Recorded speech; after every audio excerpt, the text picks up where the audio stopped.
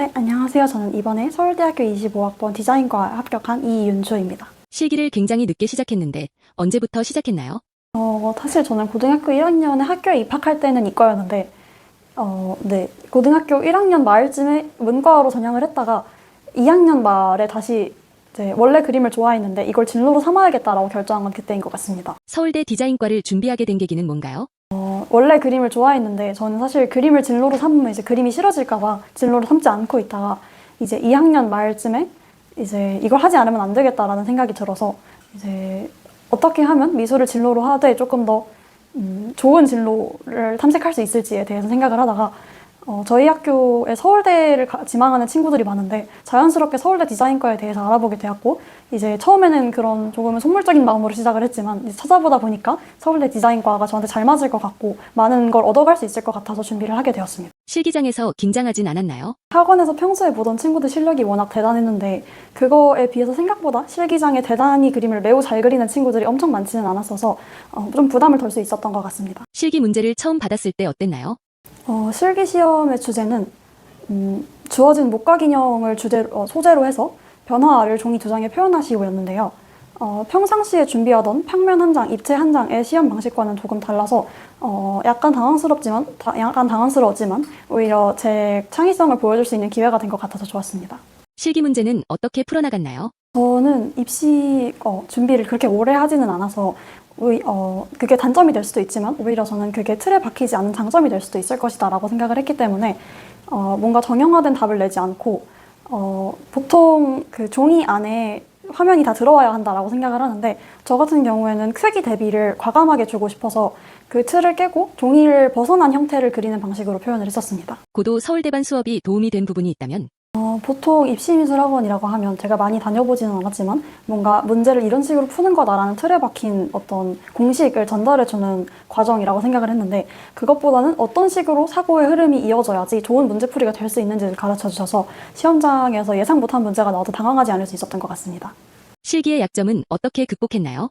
아무래도 제가 실기를 오래 하지 않았다 보니 완성도라던가 전체적으로 묘사력이 조금 부족한 부분이 있었는데 대신 저는 그러한 단점인 동시에 과감함이라는 장점이 있어서 그러한 과감함을 살리되 세부적으로 묘사가 필요한 부분을 더 묘사를 하는 그런 시간 배분을 정시특강 동안에 연습해서 실기 시험장에서 응용할 수 있었습니다. 정시특강, 본인에게 어떤 기억으로 남아있나요?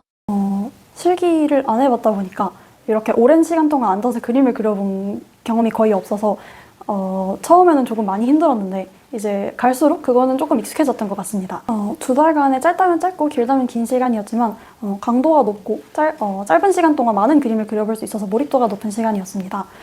특히 수업을 이렇게 한 번의 시험을 친 후에는 이렇게 다른 친구들의 작품을 벽면에 걸어놓고 그것을 다 같이 한번 둘러본 뒤에 피드백을 진행하는데 저는 그 피드백이 진행되는 동안 다른 친구들이 그림을 어떻게 그렸고 거기에 대해 어떤 피드백이 나왔는지를 수차별 정리를 하면서 최대한 짧은 시간 안에 많은 것을 얻어가려고 노력을 했습니다.